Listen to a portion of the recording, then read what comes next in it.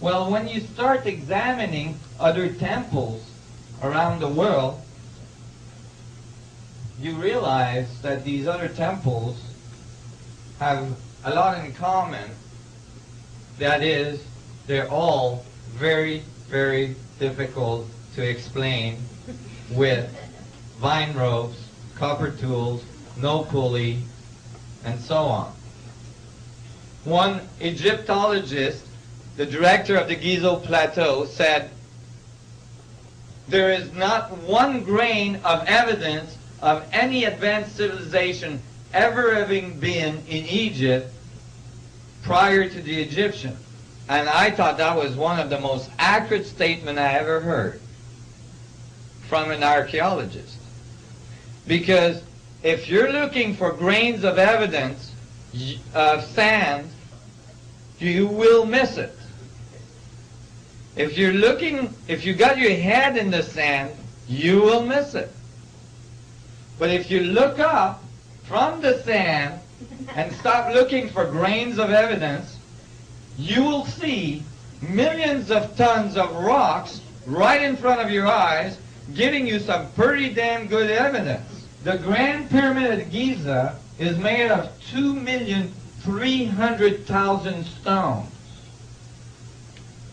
2,300,000 stones. It stands at 481 feet of altitude.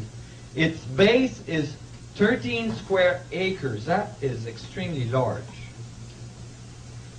When you take survey pictures, satellite picture of the apex of the Grand Pyramid at Giza, it is 1/4 of an inch off the center of the base. That's 13 square acres. 13 acres square. 1/4 of an inch off center. That's after placing 2,300,000 stones that you have cut with copper tools.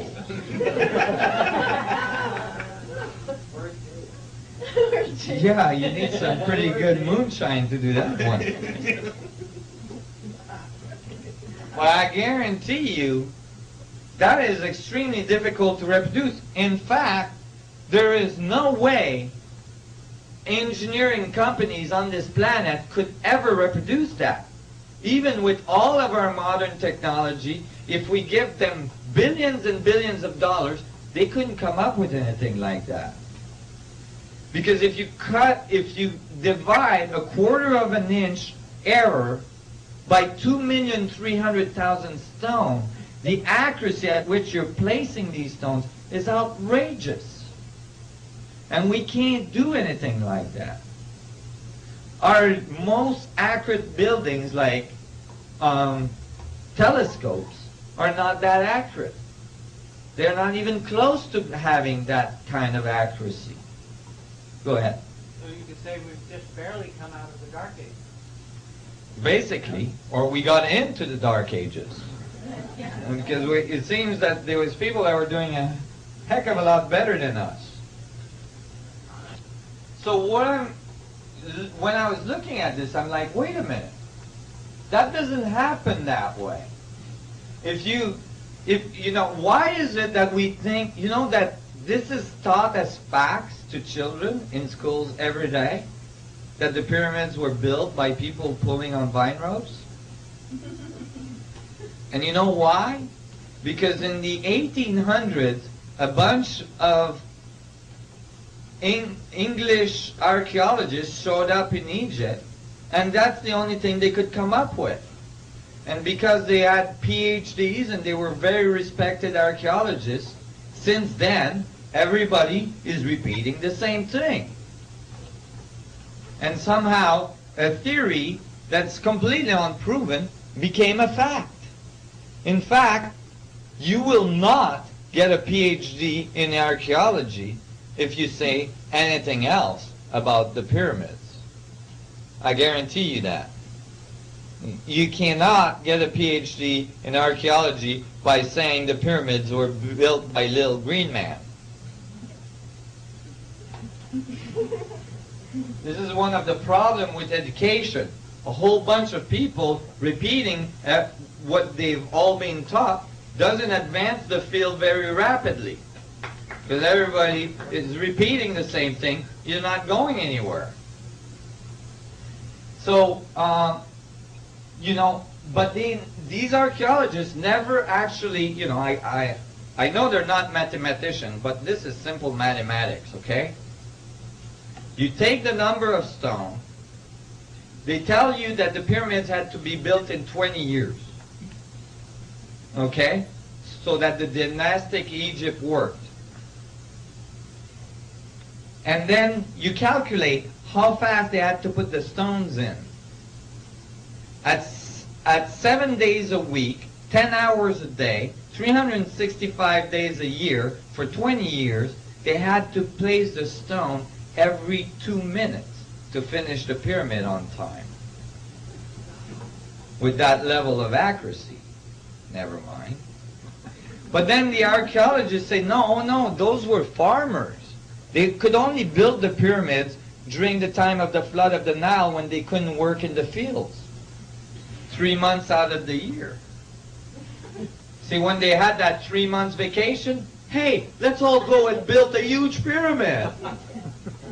So they went out there and built pyramids 3 months out of the year. You redo your calculation, now they have to place a rock every 2 seconds to make it in 20 years. So that really doesn't work.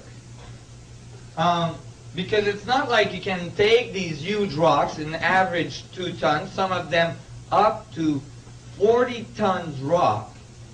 Like in the King's Chamber, there's 100 slab of 40-ton pink granite rock.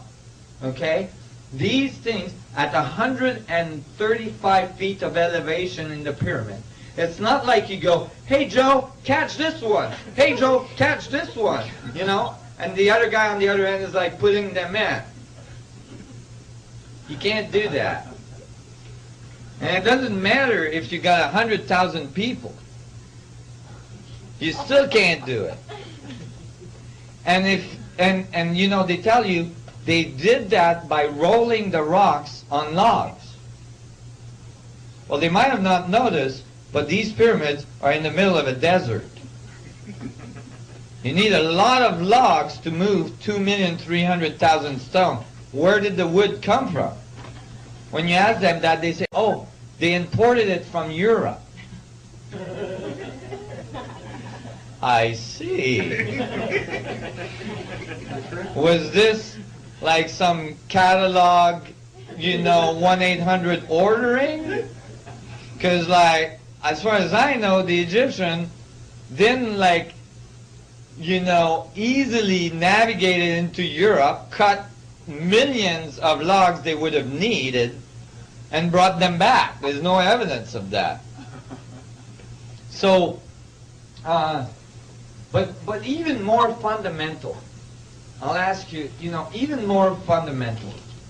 The fundamental axioms of archaeology is that you observe and decode the remains of a civilization to understand its morses and its you know, its activities and all this, right?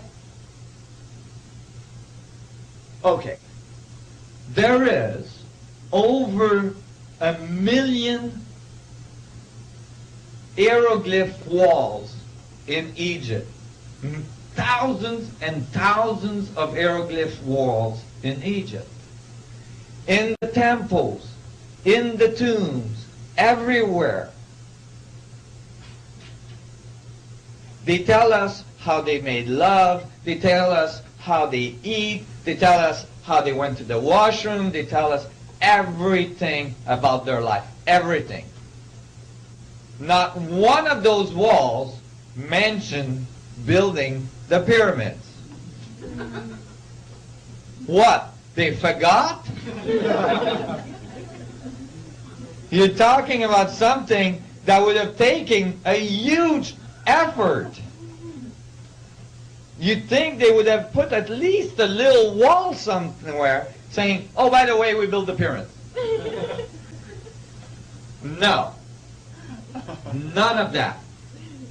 In fact, the archaeologists say not only that the pyramids built, that the Egyptians built the pyramids, but they say that they built them as tombs.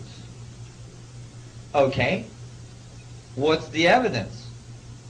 Zero. Zilch.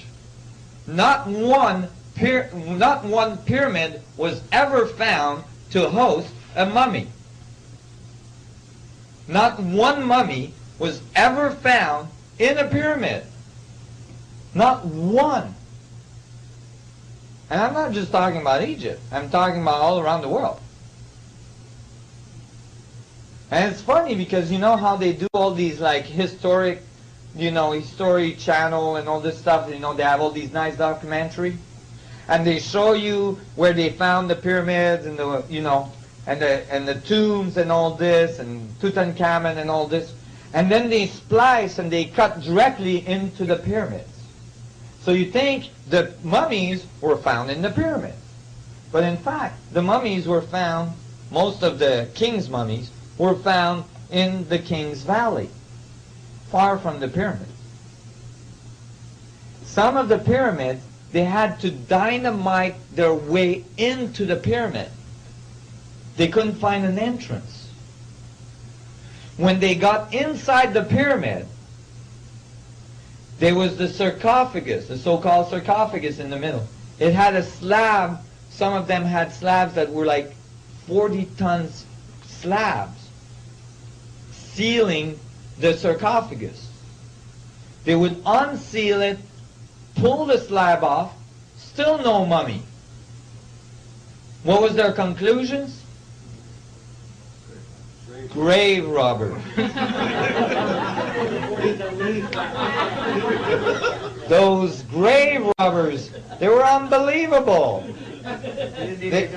They just walked through the walls because they had to dynamite their way in. So those grave robbers got there before. They must have walked through the walls, got in there, picked up the 40-ton slab on top of the sarcophagus, pulled all the stuff out, including all the bones and everything else, which, wonder what they would do with, and then, closed it back up, resealed it, just to make sure they didn't disturb anything, and then walked back out with all of this stuff. This doesn't make sense. Now, there's other things that don't make sense. There's nowhere on these pyramids that it says, I built this for my tomb, I was born then and I died then. You think if you build such a great monument, at least you put your name on it. There's no hieroglyphs inside the pyramid. And Lord knows that the Egyptians put hieroglyphs everywhere. So why didn't they not write inside the pyramids? So those are all used.